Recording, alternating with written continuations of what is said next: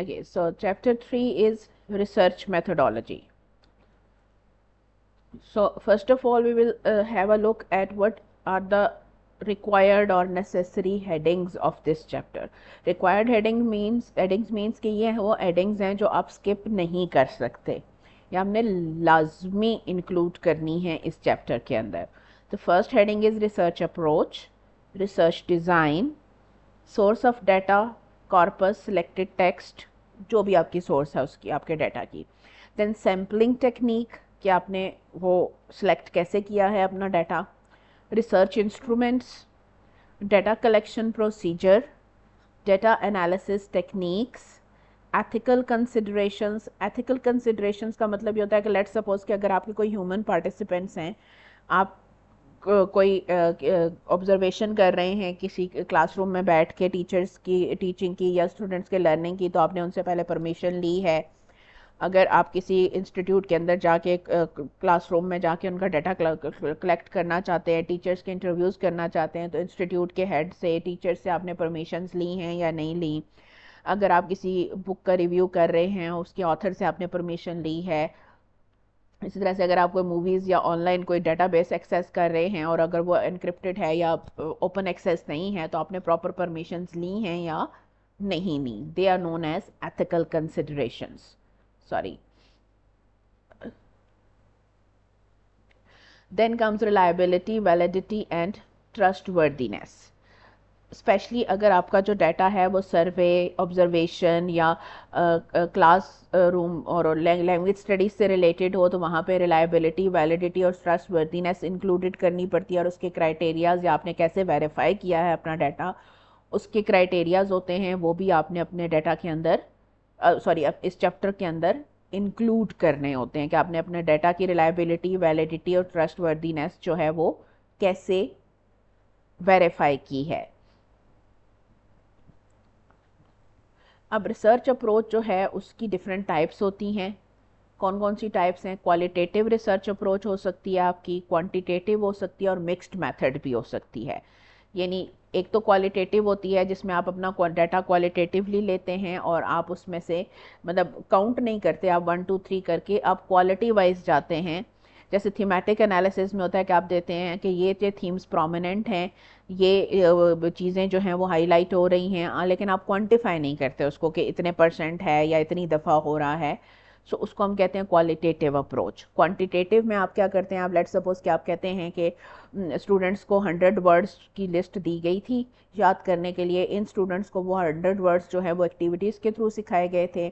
इन student में जो है वो 10 स्टूडेंट्स में से इतने स्टूडेंट्स को इतने वर्ड्स याद रहे, इतने स्टूडेंट्स को इतने वर्ड्स याद रहे, और उसको वो आपने क्वांटिफाई करके अपना डाटा निकाला और फिर रिजल्ट्स निकाले, तो वो क्या होगी? Quantitative approach.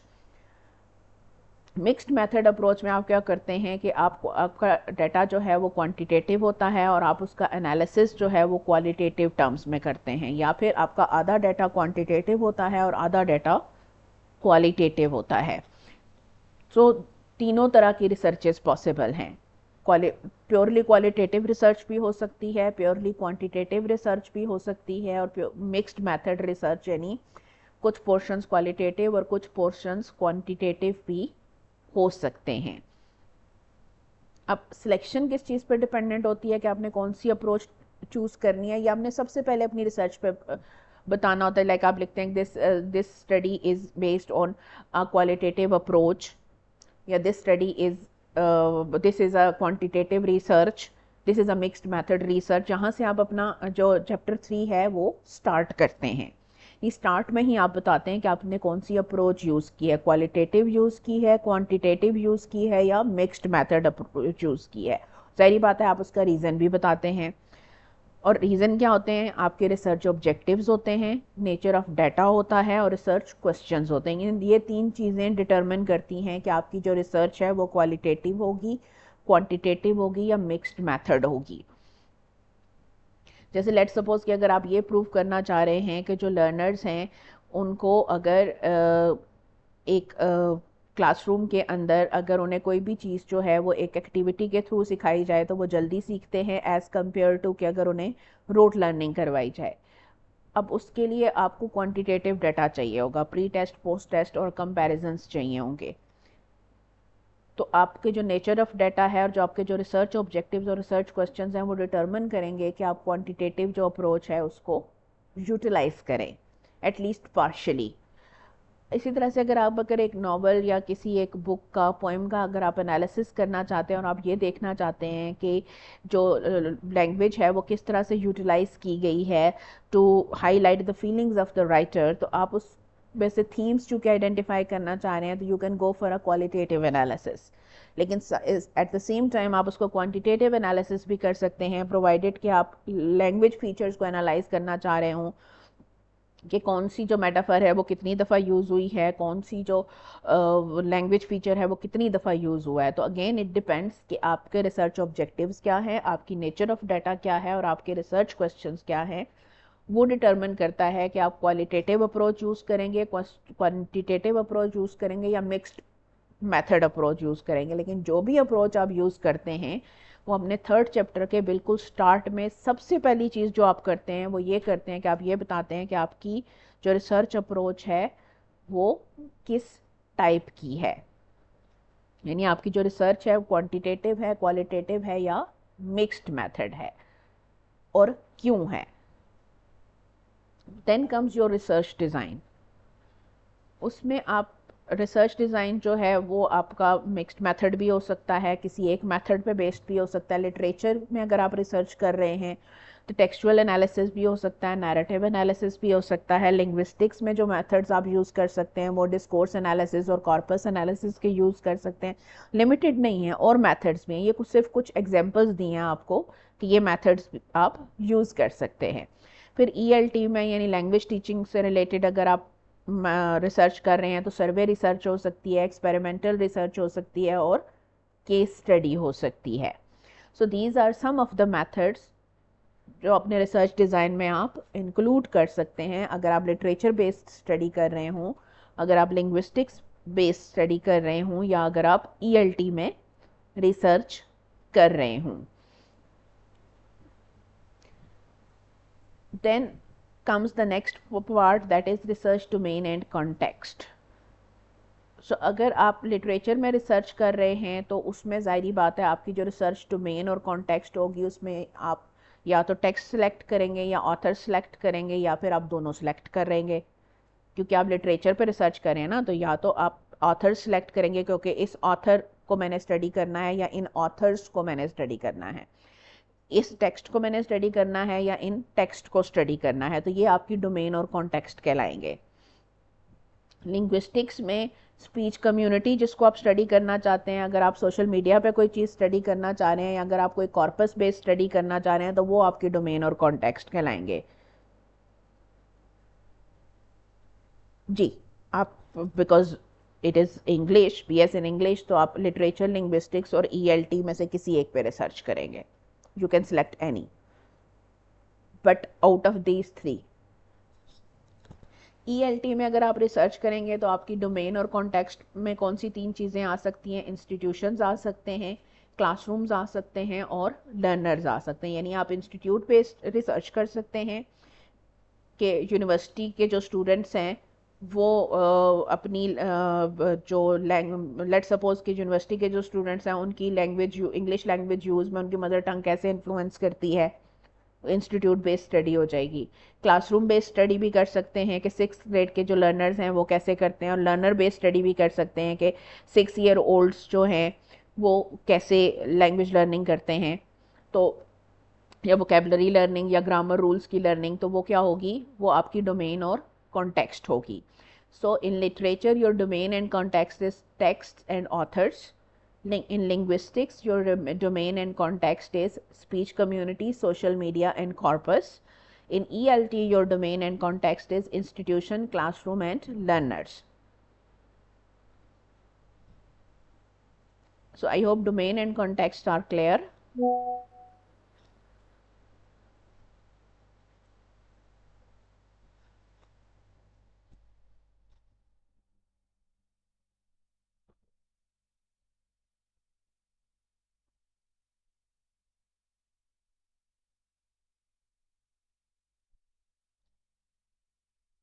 If there is any confusion about research domain and context, we can discuss it right now.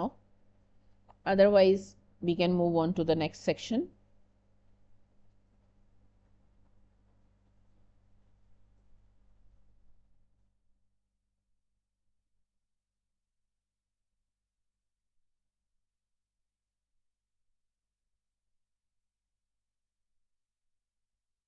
Okay, then we have the next heading or the next portion of your research methodology chapter is sources of data, corpus और selected test. अब ये depend करता है कि आपका data जो है वो कॉर्पस बेस्ड है, सिलेक्टिव टेस्ट है या कुछ और डाटा है. लिटरेचर अगर आपका होगा तो आपकी जो सोर्स ऑफ डाटा है वो क्या क्या चीज़ें हो सकती हैं. नॉवल हो सकता है, it can be poetry, it can be drama और it can be short stories if you are doing research on in the field of literature. Then if you are doing research in linguistics, your data can be interviews, social media data, और it can be corpora as well. Corpora corpus की जमा है.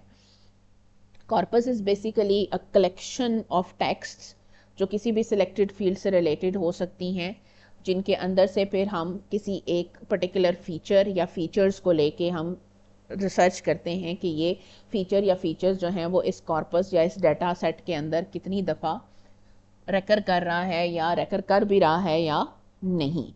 So that is called corpus based study. So literature का जो हमारा data होगा या corpus या सिलेक्टेड टेक्स्ट होंगी वो कहाँ से आएंगी. नॉवल, पोइट्री, ड्रामा और शॉर्ट स्टोरीज से.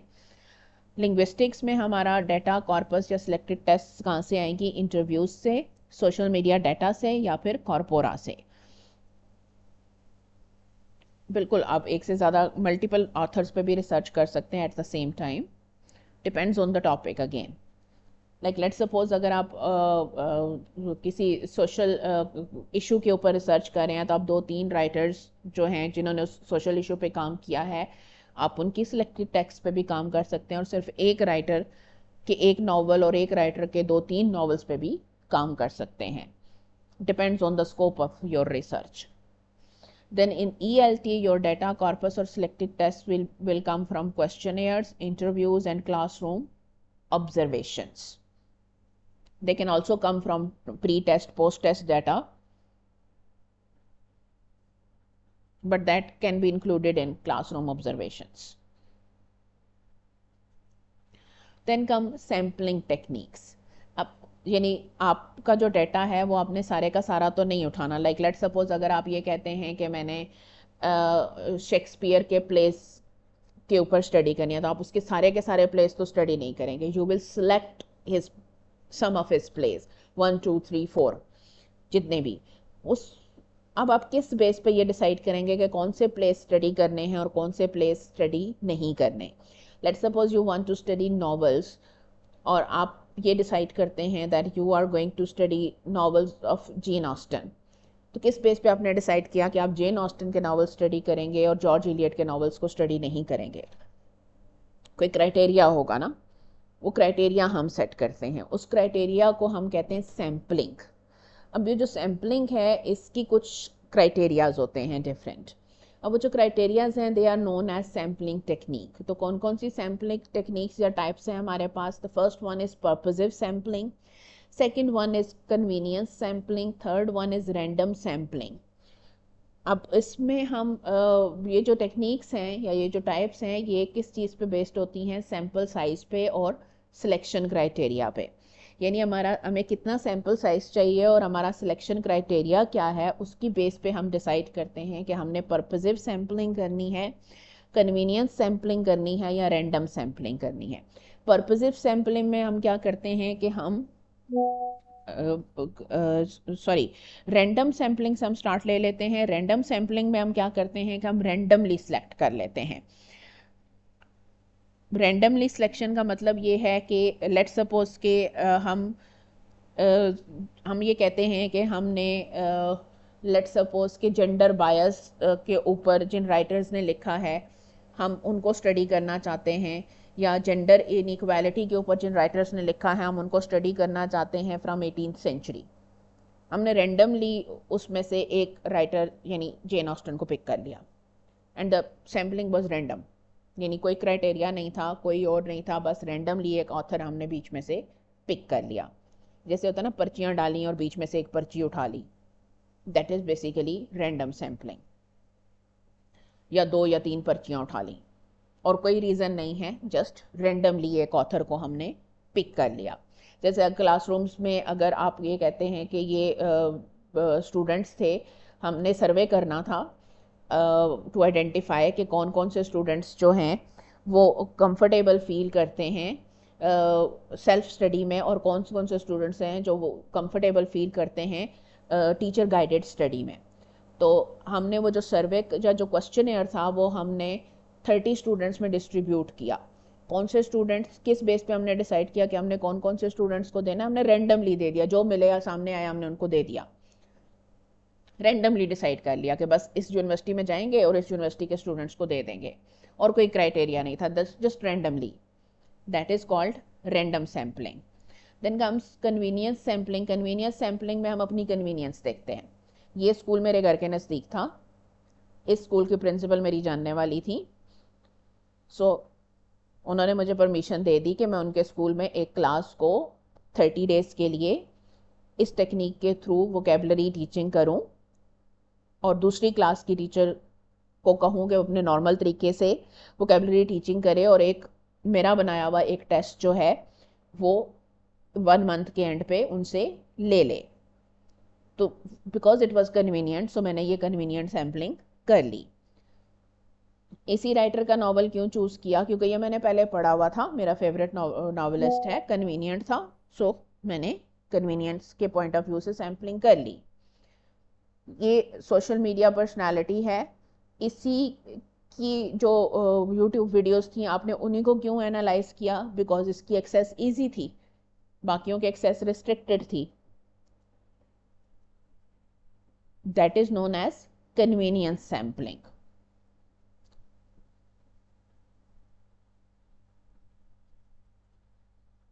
नहीं, लेट्स सपोज का टॉपिक सेलेक्ट नहीं हो सकता, सिर्फ सैम्पलिंग हो सकती है। देन कम्स पर्पसेस, और वो रैंडम सैम्पलिंग भी उस फील्ड और उस सैंपल साइज और सिलेक्शन क्राइटेरिया के अंदर रहते हुए होगी, उससे बाहर नहीं हो सकती। ये नहीं हो सकती कि आप ये कहें कि मैंने जेंडर बायस पे रिसर्च करनी है कि किन किन राइटर्स ने 18th सेंचुरी में जेंडर बायस पे रिसर्च किया और आप 19th सेंचुरी का राइटर उठा लें, और राइटर भी वो जिसने जेंडर बायस पे कुछ भी ना लिखा हो। ये नहीं हो सकता। 18th सेंचुरी के नॉवलिस्ट ही लेंगे, और उन्हीं नॉवलिस्ट के अंदर से लेंगे जिन्होंने जेंडर बायस के ऊपर लिखा है, लेकिन फिर उनके अंदर से आप किसी को भी पिक कर सकते हैं। That is known as random sampling. Sample size भी आप पहले से फिक्स कर लेंगे कि मैंने 2 लोग लेने, 2 राइटर लेने हैं, 3 राइटर लेने हैं, 2 बुक्स लेनी है, 3 बुक्स लेनी है। अब वो 2-3 बुक्स कौन सी होंगी ये आप रैंडमली सिलेक्ट कर सकते हैं।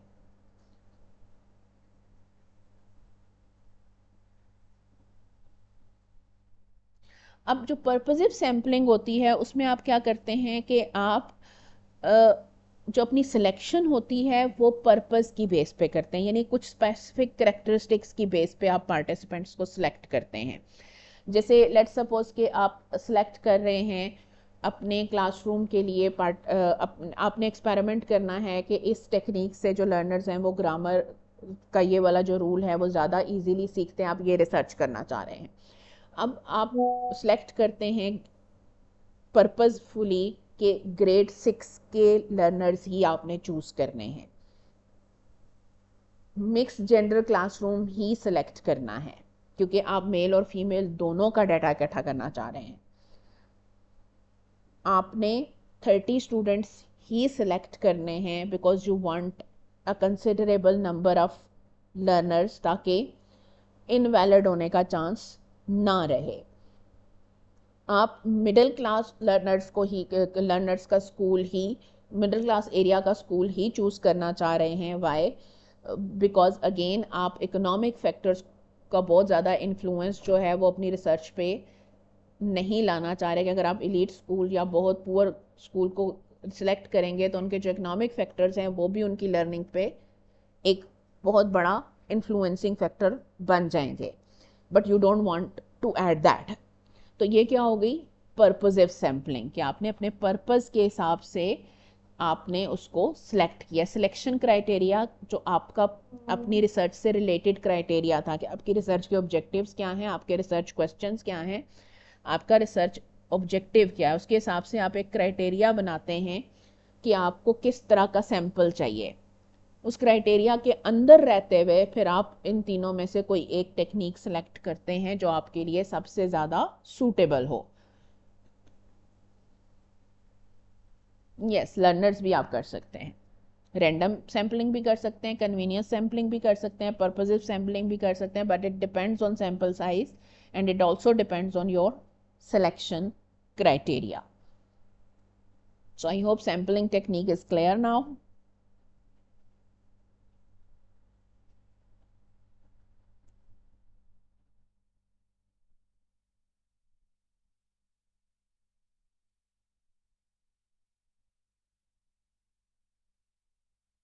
Purposive sampling means कि आप कुछ क्राइटेरिया, कुछ पर्पसेस सेलेक्ट करते हैं अपने सैंपल में।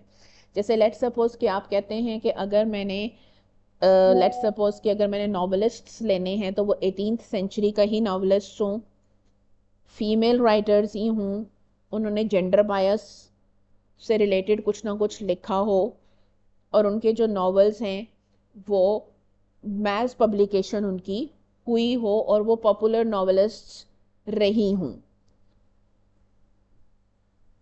वो कहलाएगी पर्पसिव सैम्पलिंग, क्योंकि आपने क्राइटेरिया सेट किया हुआ था। आप सब सिर्फ उन्हीं राइटर्स को आप कंसिडर करेंगे जो इस क्राइटेरिया के ऊपर यानी इन पर्पसेस को फुलफिल करती हूँ। जो राइटर्स इन पर्पसेस को फुलफिल नहीं करती होंगी आप उनको अपने सैंपल में इंक्लूड नहीं करेंगे, बट जितने राइटर्स उस सैंपल पर्पस के अंदर फुलफिल होंगे आप उन सबको अपने सैंपल में इंक्लूड करेंगे, चाहे वो 5 हों, चाहे वो 10 हों, चाहे वो 100 हों।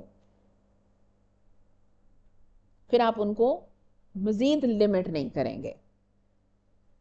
That is purposive sampling. Yes है ना, किसी भी एज के किड्स पे रिसर्च हो सकती है प्रोवाइडेड कि वो पॉसिबल हो। भैया टॉपिक मैंने नहीं देना, टॉपिक्स आप लोगों ने खुद आइडेंटिफाई करने हैं। Then come research instruments. Research instruments again आपके डेटा और सैम्पलिंग पे डिपेंड करता है। Research instruments can be questionnaires, they can be interview protocols, observation checklists, analytical framework हो सकता है कोई कि आप कैसे एनालाइज करेंगे। जैसे अगर आपने कोई नॉवल लिया है, कोई सोशल मीडिया टेक्स्ट ली हैं, आपने कोई पोएम ली है या आपने कोई न्यूज़पेपर आर्टिकल्स लिए हैं, तो आप उनको एनालाइज करने के लिए आप कोई फ्रेमवर्क लेंगे जैसे कंटेंट एनालिसिस, थीमेटिक एनालिसिस वगैरह, तो उसको जो आप यूज़ करेंगे तो that is your analytical framework.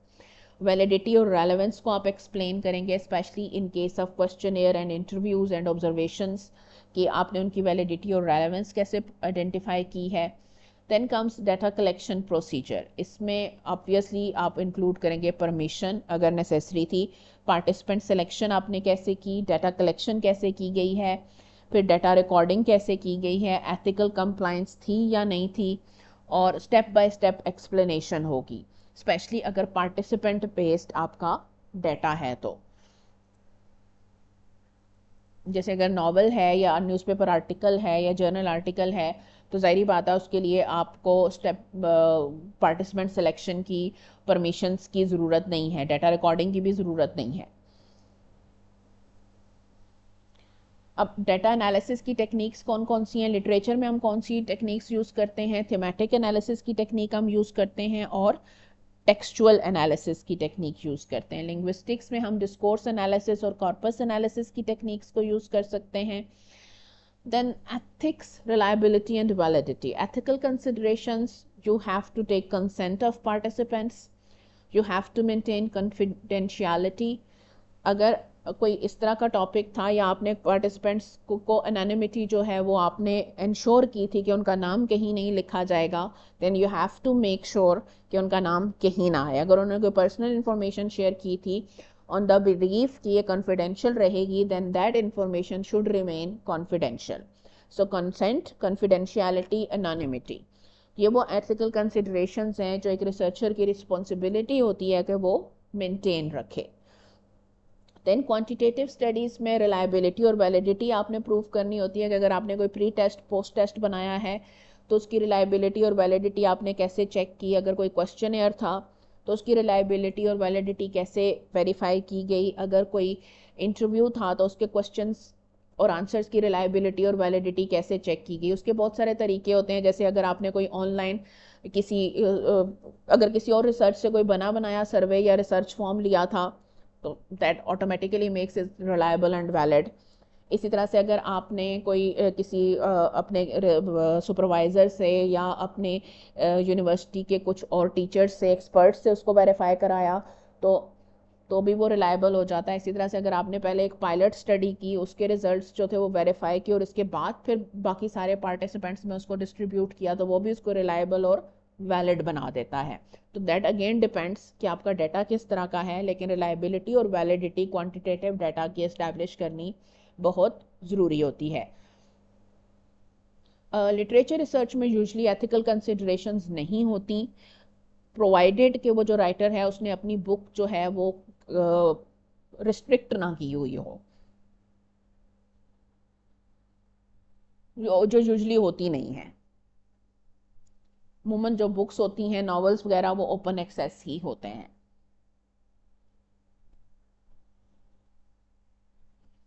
Then qualitative studies में क्रेडिबिलिटी आ जाती है, कि क्रेडिबिलिटी इन द सेंस कि आपने थॉरोली वेरीफाई किया है अपने डाटा को, ऐसे ही हवा में बात नहीं कर दी कि एक दफ़ा कोई वर्ड नज़र आया तो आपने बस उसी से पूरा रिजल्ट निकाल लिया। आपने थॉरोली अपने डाटा को स्टडी किया है और बार बार स्टडी किया है। Yes Sonia, you have to get the topic approved, otherwise फिर जब आपका थीसिस सबमिट हो जाएगा और वहाँ पे फिर वो टॉपिक रॉन्ग होगा तो आप फेल हो जाएंगे। देन डिपेंडेबिलिटी, कि आपका जो रिज़ल्ट्स हैं वो डिपेंडेबल हों, कि वाकई ही में ये सही रिज़ल्ट्स हैं, कंफर्म किए जा सकते हों और ट्रांसफरेबल हों, यानी एक से दूसरी रिसर्च, अगर कोई और भी वही रिसर्च किसी और डाटा पे करे तो वही रिज़ल्ट्स जो हैं वो दूसरी दफ़ा भी आएँ। So that is what makes qualitative studies valid, कि वो क्रेडिबल हों, डिपेंडेबल हों, कंफर्म किए जा सकता हो उनका रिज़ल्ट और ट्रांसफरेबल भी हो उनका रिज़ल्ट। यानी अगर कोई और वही रिसर्च करे किसी और डेटा के साथ तो भी वही रिज़ल्ट आए, या किसी और टाइम फ्रेम में या किसी और जगह पे, तो रिज़ल्ट्स जो हैं वो सेम या सिमिलर आए। Okay, so this was our chapter 3.